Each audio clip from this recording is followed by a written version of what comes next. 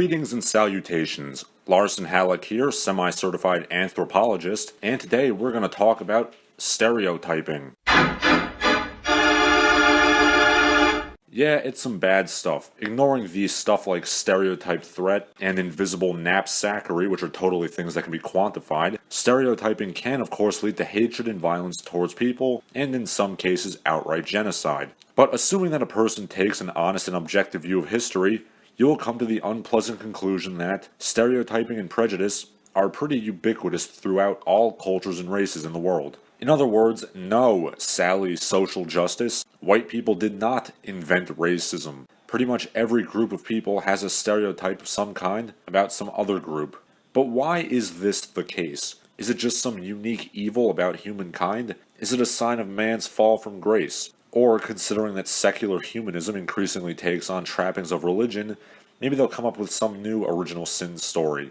But let us analyze this from a scientific perspective. Since this is a Manthropology video, you've probably already surmised that stereotyping might have some sort of evolutionary utility, and that is indeed the case according to some researchers. Simply put, one of humanity's greatest abilities is the ability to recognize patterns to a greater extent than any animal. Indeed, by some measures, intelligence and the ability to learn are the ability to recognize patterns.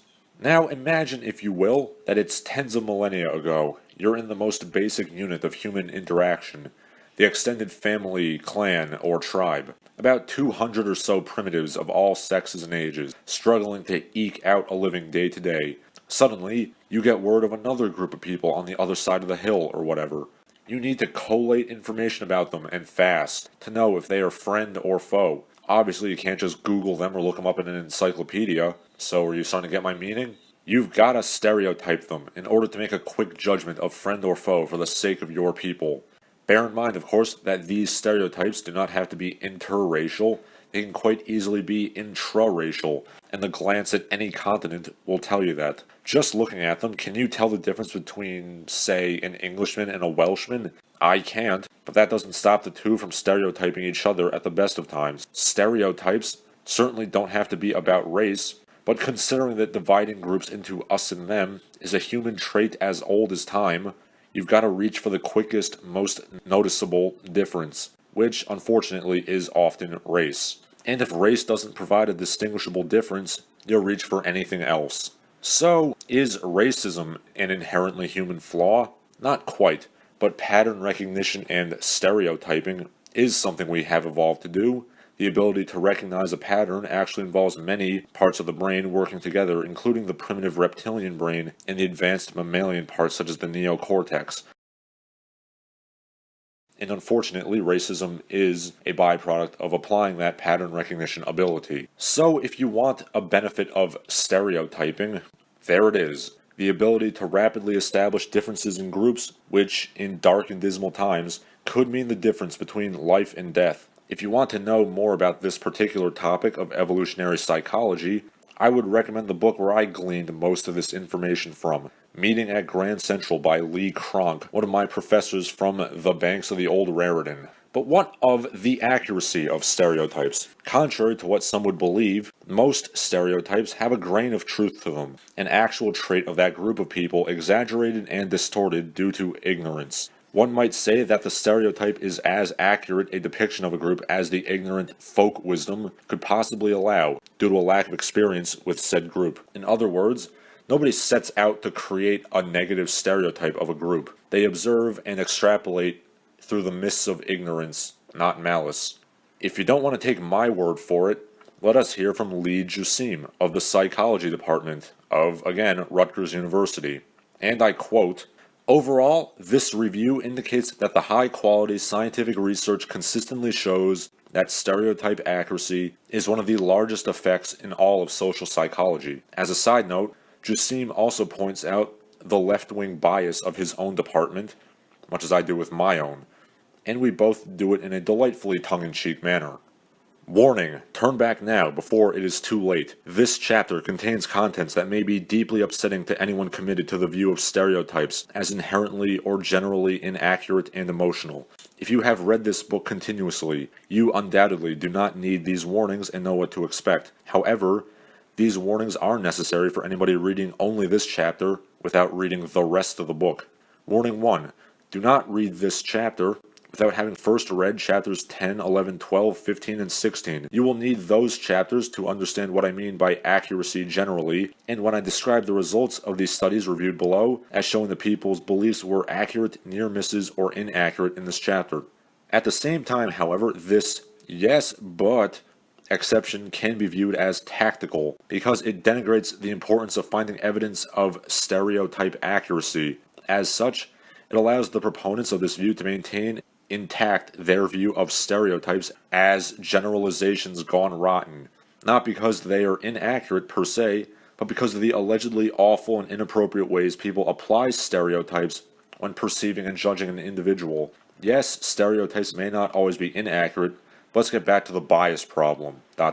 Some of the listeners might be saying, well, this is obviously the mere work of a racist trying to justify his racism. I'm not necessarily saying that stereotyping is a net benefit. Undoubtedly, it has caused many problems, but since it has persisted with us through the millennia of natural selection, evidently it has some benefit, and all we can do is try to be as accurate and objective as possible with our stereotyping and pattern recognition. As I always say, if we must divide into us and them, and for the record, I do generally believe that differentiating us and them is a good thing, try to understand them and respect them and live peacefully with them, but also recognize that they are not us, and that in general, good fences make for good neighbors. I would like to slightly segue now and talk about another benefit of stereotyping, which I haven't really seen anybody else discuss. Some of you might find this incredibly bizarre, perhaps even a little offensive, but what if I were to tell you that stereotyping may not only benefit the stereotyper, but also the stereotypee?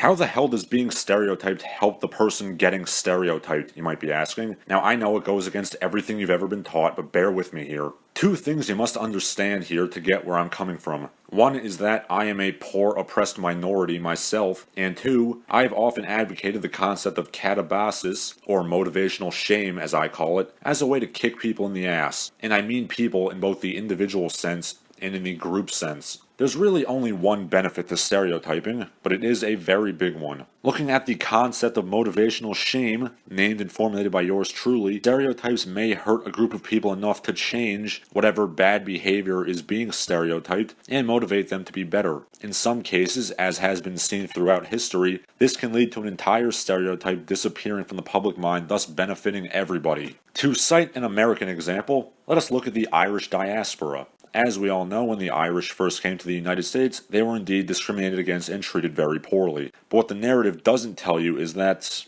well, they kind of brought it on themselves by acting like a bunch of raging jackasses. Indeed, you can observe how the stereotypes of the Irish changed based on their behavior. The first wave brought along with it the traditional anti-Catholic stereotypes of Protestant cultures, before shifting into stereotypes of racial inferiority. A deliberate effort by Dagger John Hughes, the first Catholic Archbishop of New York City, served as the catalyst for a fundamental moral change which, to greatly simplify it, forced a rigid moral code upon his parishioners and made no excuse for their criminality, as well as giving them an alternative lifestyle of greater moral standing. And it worked. By the 1880s, the Irish were a mere 10% of criminal arrests in New York, where only 20 years before they had been 70%. And by about 1900 or so, they had largely assimilated into mainstream American culture. Indeed, today, many people can't even comprehend of the Irish being a violent criminal underclass, only seeing that as an entirely irrational stereotype of our bigoted forebears. But what if their pathologies were excused instead of admonished, as minority pathologies today are? I am of the opinion that we would still be dealing with a Hibernian criminal underclass today. White people are certainly not immune to acting like idiots, and maybe black and WASP Americans would be making fun of the ridiculous faux Gaelic names that the Irish underclass give to their kids. But the Irish are just one example of how stereotype threat motivated a marginalized group to be better. Consider the case of Japanese Americans in World War II. As their third-generation descendants are fond of ceaselessly howling, the detention of 100,000 Japanese resident aliens in internment camps was born entirely from the racist stereotype of Asians being a fifth-column disloyal to the United States, who were obviously going to help out their racial kinsmen instead of their resident nation. Of course, they never mentioned the Niihau Island incident, in which Japanese resident aliens helped out their racial kinsmen against the United States when they crash-landed on a Hawaiian island the same day of the Pearl Harbor attack. Yeah, I would wager that that was probably a really big part of the decision to put the internment camps up in the first place. Oh, were you never taught that in school? I can't imagine why.